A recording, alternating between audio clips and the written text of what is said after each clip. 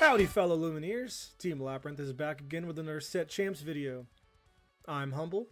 And I'm Xenulous. We've got the Tier 1 options, as well as some Tier 2 considerations to make sure you're ready to dominate the Set Championships and take home some sweet promos and playmats. Making its debut in Shimmering Skies and being the champion deck of DLC Vegas, we have Emerald Steel. On screen, you see the winning deck piloted by Zan Saeed. Boasting the ability to have explosive starts with Diablo and Morph, combined with an oppressive discard package backed up by the potent removal options of Steel, this deck is the evolved form of the Bucky discard deck from the previous format. However, much like its predecessor, one board wipe generally spells disaster for this deck.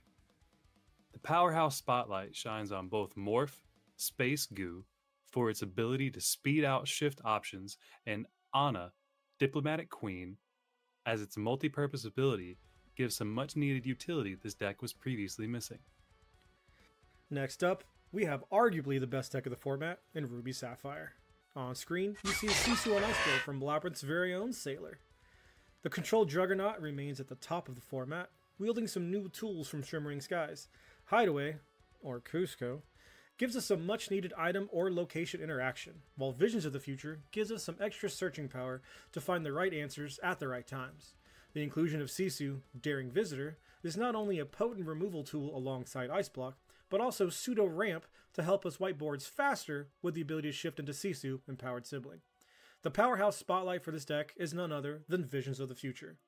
Being able to dig 5 cards deeper to find what you need in any given situation has proven to be a very powerful effect that helps keep this deck firing on all cylinders.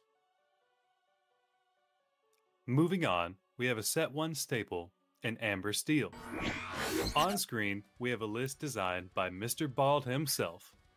The version shown here has a different flair from previous sets, being lower to the ground, but still maintaining its powerful shift lines to cheat out songs to gain control over any board state. Daisy, Donald's Date, is a very sticky 1-drop that synergizes well with A Whole New World, giving your opponents a couple more cards for you to wheel away as you build up a wide board that they have to deal with. Naveen, Ukulele Player, is something that this deck loves to see, which makes it this deck's Powerhouse Spotlight. Being able to cheat out your most powerful songs without requiring him to stay on board against pesky Ruby removal cards gives him the edge over almost every singer in the deck. Speaking of Set 1 meta staples, here we have the deck that refuses to leave, Ruby Amethyst. On screen we have a list from the Ruby Amethyst god himself. No, I'm not. This deck has not changed, because it hasn't needed to. If it's not broke, don't fix it, am I right? This deck is what we like to refer to as fundamentals of the deck. This archetype is the epitome of low floor and high ceiling. While it's got a fairly straightforward game plan that will likely be strong enough to win a good amount of the time, it also has a ton of nuance that the newer pilots of this strategy may not see immediately. The Powerhouse Spotlight here is the same as it was last format. Flynn Rider, Frenemy, offers some oppressive early game lore pressure, while the Queen's Castle closes out games and is a punishing finisher against less prepared opponents. Now, let's go over the Tier 2 considerations, starting off with Emerald Amethyst. On screen, we have the list that I piloted in the competitive constructed side event in DLC Vegas to win 75 prize tickets. This is by far my favorite deck of the current format, having access to some of the most powerful tools in the game and having the flexibility to handle almost any situation presented on the board. While not the most straightforward game plan, the combos that this ink combination provides can put you in the position to make your opponent handle your threats before you run away with the game. The Powerhouse Spotlight has to go to none other than Clarabelle, Light on Her Hooves. Being a reasonable shift cost while drawing you cards to match your opponent's hand count, she unlocks the threat potential you have in the mid to late game and lets you play out your hand turn after turn. And it may be a tier 2 deck, but it's tier 0 in my heart.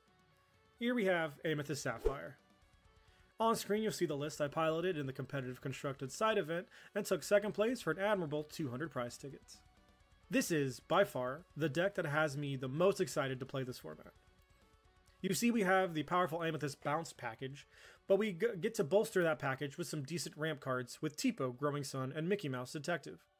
And what's all this extra ink without a quality top-in to spend it on? Arguably, this is one of the most solid top-ins of the meta, rivaled only by Ruby Sapphire. This archetype gained a ton from Shimmering Skies, which is why its powerhouse spotlight is on the Library, a gift for Belle, Elsa, the Fifth Spirit, and Mufasa, ruler of Pride Rock. The Library keeps our hand full in combination with our one-drop characters, as well as just being able to insulate against opposing removal. Elsa, the Fifth Spirit, proves to be a thorn in the side of more than just those pesky birds flying around, and Mufasa, ruler of Pride Rock, offers the deck some truly impressive turns. Another solid Tier 2 choice, we have Amethyst Steel. On screen, you will see a list created by Labyrinth's very own Wonderland. This version of the list is very low to the ground, but has the ability to keep your board safe with new inclusions like Pete, Game's Referee, and keep your hand healthy using the Library, a gift for Belle. The pressure you are able to put on quickly and the utility of the balance options allow you to have a lot of flexibility in the mid-game to either protect your board or disrupt your opponent.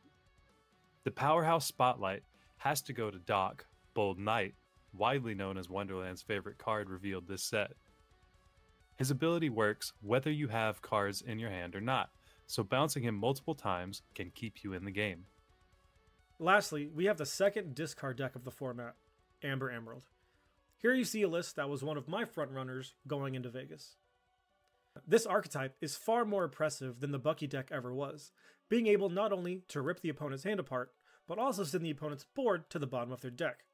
This archetype requires a few turns of setup to pop off, but if it's allowed that setup time, then it's all gas and no brakes. You can quickly turn a game that is fun for both players into a game that is fun for just you. The powerhouse spotlight is cast upon Prince John, greediest of all. This deck has access to You Have Forgotten Me, which remains one of the most powerful discard pieces in the game. This can result in a hand with so many cards, you have to move your neck to see the entire thing. Here we have the 8 decks that we give the lab stamp of approval, and we think you should consider playing in your set champs. Quick caveat, if you don't see a certain deck here that you are considering, that doesn't mean it's invalid. These are simply the lists that we have tested and found the best results in. I know I'm enamored with Amethyst Sapphire, and will be taking it to my set champs this month. Zen, what are you bringing? I'm having so much fun with Amethyst Emerald, so I'll most likely be bringing that to any set champs I'm able to go to.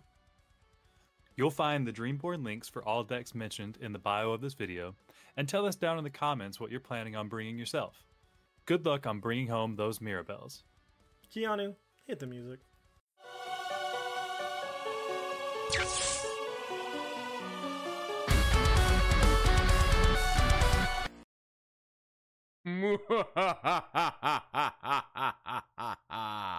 You fools. You thought you could make it through a Labyrinth TCG video without RMB talking about Sapphire Steel? Blasphemy! My grandpa's deck has no pathetic cards, Kaiba. While this archetype is not for the faint of heart, it is, however, a very rewarding deck to those that invest the time to learn the play patterns and matchup spread. Sapphire Steel looks to ramp quickly with cards like Fishbone Quill and Tipo to power out aggressive game-ending threats in Ariel, Tamatoa, and Lucky Dime. Steel allots us the removal tools and mid-game board presence necessary to remain in control of the board state. After we've ramped into our top end, we're able to refill our hand with a whole new world to continue to pressure our opponents through card advantage. The powerhouse spotlight of this deck is Aurora Lore Guardian, turning all 8 of our Popsicle and Fortispheres into draw filtering to ensure we're able to find the pieces we want for each matchup and bury the ones we don't want to the bottom of the deck. What separates a Zoolander player and a Zoolander master is the ability to identify when to wheel and when not to wheel. Do you think you have what it takes? Keanu, hit the music.